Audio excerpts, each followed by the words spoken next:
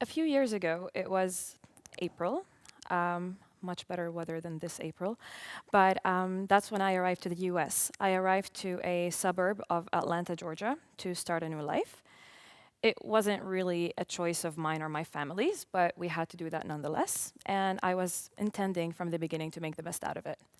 Now, I knew there will be challenges, but there's one category of challenges that I had not anticipated, and this was people's reactions when I tell them where I'm from, especially being a woman, and especially with a refugee status. So eventually I realized that these reactions can be categorized into three different buckets. First of all, there's pity.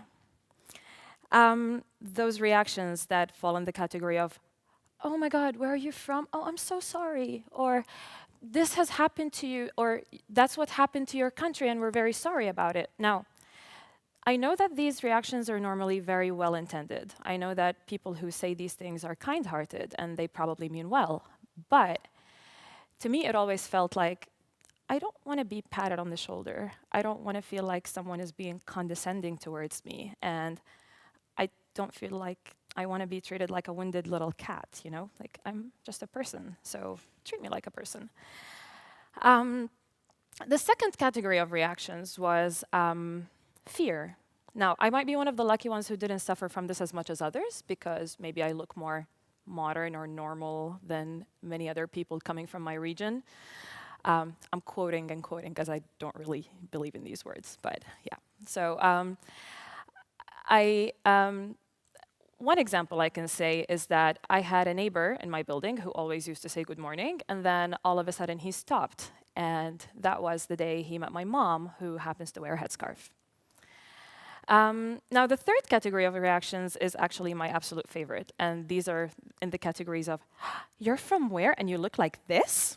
Now, I actually have no idea what that's supposed to mean, but I'm assuming it has to do with maybe just having my hair out or maybe wearing red lipstick almost all the time. I have no idea, but it just felt like, you know, I'm looked at as some sort of alien, but I always took it with a grain of salt, laughed it off, and moved on. So now, this over time got me to really think, why can't the typical reaction to the question of where are you from just be, oh, you're from there, okay. Seriously, why can't it just be okay? Why can't I just be viewed as a normal human being who has just flesh and blood and soul like anyone else around here? Why is it so difficult for people to perceive people from my region as people who have just, you know, work experiences and dreams and failed relationships and cool best friends that they gossip with? Mine is sitting right here, by the way. And and have like young siblings that they pick on, and you know, all those sorts of normal life things that every one of us here has. Why does it always have to be some sort of an extreme, somewhat pre-assumed reaction? So I kind of gave in at that point, and I started just trying my very, very best to just be as American as possible so that I can feel normal. I slowly realized that I almost never speaking Arabic anymore. I was usually just speaking English, much more than Arabic. I was listening to more pop music than I was listening to really awesome Arabic music, which now I realize that it's really awesome, but it took some time. I was eating more burgers for fast food than shawarma. Great sin, never will happen again. And I was, now the worst part is that I became so obsessed with just climbing the American corporate ladder more than I was, you know, more than I cared about waking up in the morning with a smile on my face because I'm doing something that I liked. And the worst thing that I was doing, in my opinion, was that I was spending a lot more time talking about reality TV shows and the Atlanta highway traffic than I was discussing the crisis in Syria. So I had a wake-up moment, and I realized that I did not integrate. I actually just completely assimilated from the world that I came from. I thought that, you know, I have put that pain of the region that I came from to sleep, but actually all I did was hit a snooze button, because at some point it all just came back. I had my what on earth are you doing moment, which was great because then the first thing I did was quit my job. It was awesome, the best decision I ever did. So I quit my really fancy and cool American corporate job and I hopped on a plane. I had just become an American citizen, so I could afford to hop on a plane and fly without having a million visa and passport checks going on. So I got on a plane and went to Hungary. And from there, that was in fall of 2015, and this was the height of what was called in the media as the refugee crisis. So I went to Hungary and I spent a few months hopping between the Balkan borders. So I hopped between Croatia, Slovenia, obviously Hungary and Austria, and I also made it to Germany, and this was my first interaction with Berlin. I got involved with a few social initiatives, and I also spent some time working in Lebanon, working in Turkey.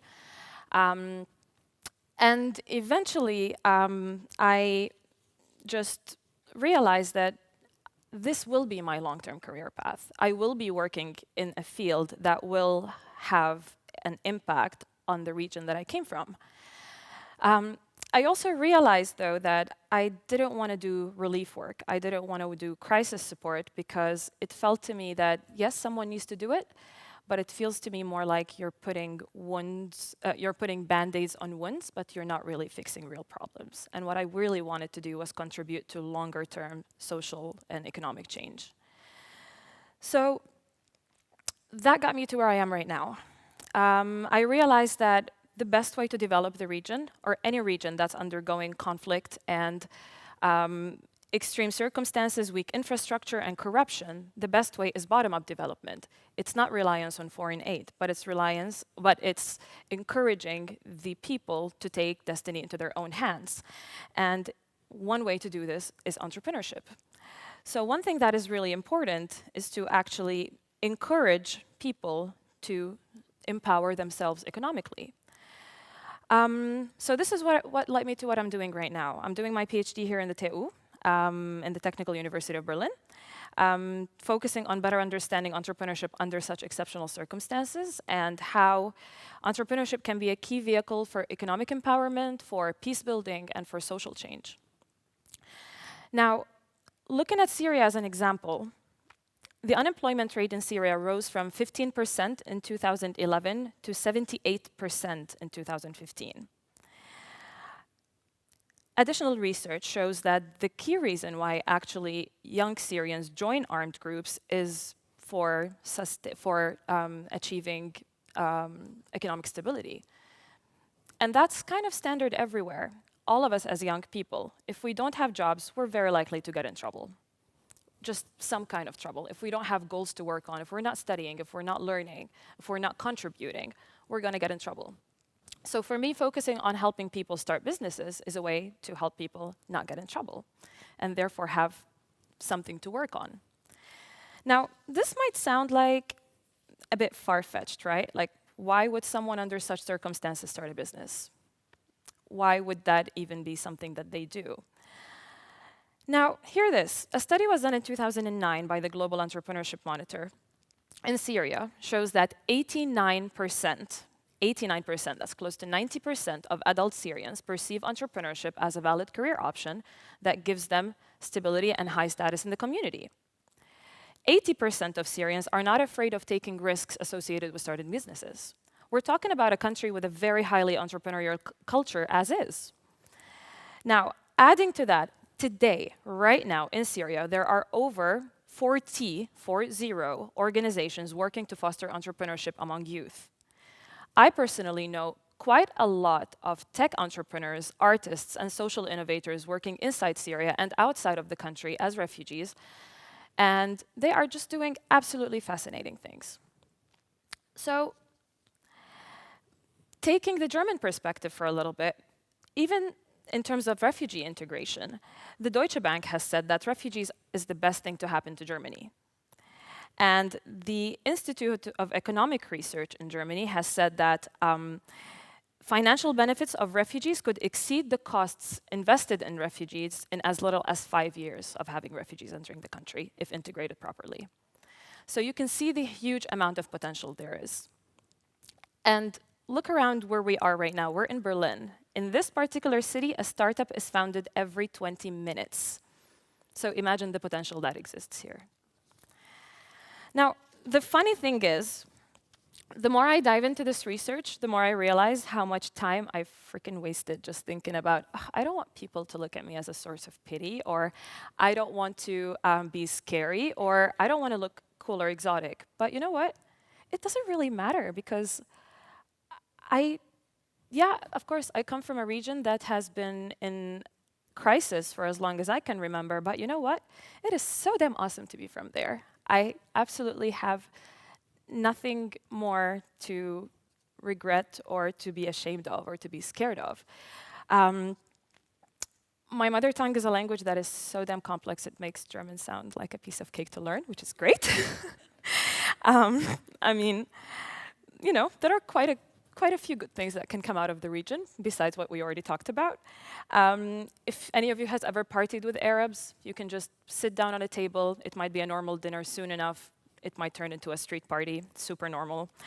And let's face it, we open the best restaurants everywhere we go. I can take shawarma and kibbeh and tabbouleh over schnitzels and currywurst any time of the day, any time of the week. My hope is just that next time any of us here looks at someone or meets someone coming from a region that has a lot of stereotypes associated with it, maybe we can start with something besides the pre-assumptions or judgments. Maybe we can just start with a hello and see where that goes. So, hello. Thank you.